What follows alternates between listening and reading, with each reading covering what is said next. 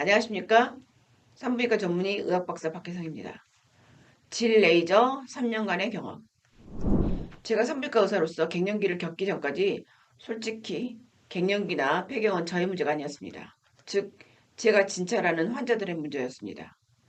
시어머니께서 갱년기 여성 호르몬제를 처방하러 올 때나 친척이나 친한 지인들이 호르몬제를 상담해도 교과서적으로 상담을 했고 책에서 말한 대로 처방해 줬습니다. 불편해서 복용한다고 말하면 처방해주고, 즉 환자의 선택이지 제가 강력하게 권유해서 복용하게 하진 않았습니다. 설득하는데도 시간이 너무 많이 걸렸고 이미 매스컴에서 너무 불안한 소리를 많이 했고 다른 과의 의사 선생님들도 갱년기 여성 호르몬제에 대해서 부정적인 생각이 더 많았고 그래서 설득하기 쉽지 않은 것도 사실입니다. 그런데 50대 초부터 저에게 갱년기가 오기 시작했습니다. 갱년기가 오기 한 2, 3년 정도 저는 만성 피로에 시달렸습니다. 밤에 깊은 잠이 잘 안 들고 커피를 마시면 밤에 잠이 잘 안 왔습니다. 커피를 마셔도 잠에는 지장이 없던 저에게 커피를 많이 마신 날은 아예 잠을 이루지 못했습니다. 그리고 다음 날 오전 진료가 끝나면 저는 누워서 쉴 장소를 찾아다녔습니다. 마치 배터리가 금방 방전된 핸드폰 같았습니다. 그래서 점심시간에 배터리를 충전하고 나면 겨우 오후 진료를 보고 집에 오면 일찍 잠을 자야 했습니다. 그렇게 핸드폰 충전하듯이 제 몸을 충전해야 했고 이런 상태가 계속된다면 앞으로 일을 계속 줄여나가야지 않나 하는 생각도 했습니다. 그리고 아주 불안했습니다. 모든 건강보조식품에 귀가 솔깃해졌고 이것저것 사서 먹게 되었고 누가 다단계로 파는 건강보조식품이 있으면 다 사서 먹어봤습니다. 몸에 좋다고 하면 이것저것 다 먹게 되었는데 평소에 혐오 음식이라고 생각했던 것은 절대로 안 먹었는데 그때는 닥치는 대로 먹었습니다. 이렇게 내가 기운이 없으면 직원들 월급도 못 주고 애들도 다 못 키우지 않을까? 이런 불안한 마음이 있었습니다. 자연통합 암연구회, 비타민 연구회, 정주학회 이렇게 영양과 관계된 학회 강의를 다 듣고 그리고 병원에서 여러 가지 영양제도 먹어보고 링거의 영양제를 섞어서 맞기도 하고 그러다가 어느 날 저에게 갱년기 증상이 생기기 시작했습니다. 어느 날 우연히 골다공증 검사를 했더니 이미 골다공증이 진행되어 있는 상태였죠. 뼈에 대한 아무 증상이 없는데도 골다공증이 있어서 골다공증 주사랑 비타민 D 주사를 맞기 시작했고 그리고 골다공증을 더 좋게 하기 위해서 갱년기 여성 호르몬제를 복용했습니다. 여성 호르몬제를 보충하고 한 2, 3주 정도 지나니까 언제 그랬냐는 듯이 몸 상태가 좋아졌습니다. 제가 2, 3년간 먹은 약이 필요 없을 정도로 모든 증상이 좋아졌습니다. 즉 야간 단뇨, 불면증, 만성 피로가 사라졌고 6개월 후에 골다공증 검사를 했더니 골다공증도 많이 좋아져 있었습니다.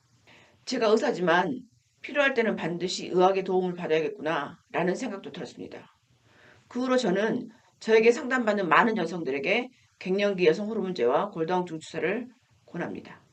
제가 생각하기에 최고의 항노화 호르몬은 갱년기 여성 호르몬제고 아마도 진시 황제가 찾던 불로초가 남성 호르몬이나 여성 호르몬일 거라고 생각이 되었습니다. 갱년기 여성 호르몬제를 복용해도 질곤두증이나 성교통이 완벽하게 좋아지지 않았습니다. 성기능을 40대 말이나 50대 초반의 상태로 회복하고 싶은데 젤을 사용해도 완벽하지 않았습니다. 그래서 고민을 했습니다. 이 문제를 어떻게 해결해야 할까? 영양학회에 가입하고 책을 사서 공부하듯이 질곤두증과 성교통에 대한 책을 닥치는 대로 읽었습니다. 거기에는 CO2 레이저에 대한 부분이 있었습니다. 그런데 이미 제가 2013년도에 질에 사용할 수 있는 CO2 레이저를 사 놓았더라고요. 근데 별로 활성화가 되지 않았어요. 왜냐면 제가 안 불편하고 그러니까 환자한테 안 권했던 거죠. 그런데 제가 갱년기가 된 2018년 가을부터 CO2 레이저를 적극적으로 사용하기 시작했습니다. 그런데 기적이 벌어졌습니다. 갱년기 여성들의 질곤두증이 좋아지면서 그녀의 삶이 변하기 시작했습니다. 50대 이후의 부부들에게 질곤두증으로 인해 성교통이 생기고 남편과 섹스리스가 되고 부부간에 냉기가 흐르다가 각방을 쓰게 되고 외도, 결혼, 이혼으로 이어지는 일이 흔하게 벌어졌는데 질곤두증을 해결했더니 이런 악순환이 선순환으로 바뀌기 시작했습니다. 질곤두증이 사라지니까 성교통이 없어지고 당연히 부부 사이에 성생활이 원활해지면서 가정이 화목하게 된 것입니다. 즉 시작이 질곤두증이고 결과가 외도, 졸혼, 이혼이었는데 질건조증이 없어지니까 이 모든 문제가 해결되는 것이었습니다. 이렇게 너무 쉽게 부부 사이가 해결될 수 있다는 것을 매일 여러 명의 여성을 통해서 보게 되었습니다. 만약에 저에게 갱년기가 오지 않았다면 질건조증이나 성교통에 대해서 심각하게 고민하지 않았을 것입니다. 저의 문제가 되니까 심각하게 생각하고 해결책을 찾으려고 했습니다. 그동안 피부 관리를 받으면서 피부 레이저의 효과가 좋다는 것을 저는 알고 있었지만 질을 피부로 생각하는 사고의 전환을 하지 못했는데 저에게 갱년기가 되면서 그런 생각을 하게 되었습니다. 50살이 넘으면서 여자로서 산부인과 의사를 선택하기를 잘했다는 생각이 처음으로 들었습니다.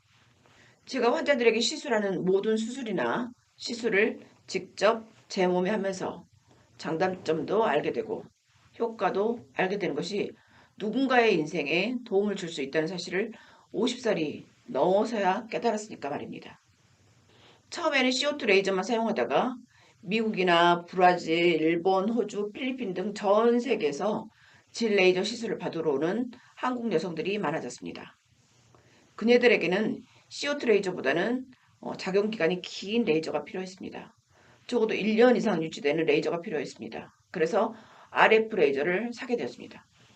그리고 CO2 레이저와 RF 레이저 중간 방식, 초음파 방식의 레이저가 또 필요했습니다. 즉 비용과 유효기간이 중간 정도인 레이저가 필요했기 때문에 또 사게 됐습니다. 이렇게 레이저를 막 사다 보니까 이제 벌써 질에 사용하는 레이저가 지금 저희 병원에는 12대가 되었습니다. 50세 이후에 더 이상 여성으로서 기능을 못한다고 어깨가 축 처져서 오는 여성들이 질곤증에 대한 치료를 받고 나서 슈퍼모델처럼 기가 살아서 당당하게 돌아가는 것을 보면서 산부인과 의사로서 보람을 느낍니다. 제가 산부인과 TV에서 질건조증과 성교통과 질 레이저에 대한 이야기를 하면서 많은 여성들에게 질건조증이 좋아질 수 있다는 희망을 주기 시작했고 새로운 치료 영역이 확장됐습니다. 마치 노안 수술에 렌즈 삽입술을 하는 것처럼 심장 혈관이 좁아졌을 때 스텐트를 넣는 것처럼 우리 몸이 노화될 때 질도 같이 노화되고 피부 관리를 하듯이 질 관리도 해야 되는 시대에 살고 있습니다. 특히 50세가 넘은 여성은 얼굴 관리보다 질 관리가 더 중요한 시대가 되었습니다. 남녀 사이에 성관계가 중요하기 때문에 질에 대한 항노화 치료인 질 레이저가 중요해졌습니다. 여자로서 사랑을 받고 싶은 모든 여성들은 나이가 들었다고 여자로서 포기하지 말고 자신의 질을 관리하시기 바랍니다. You can do it. 구독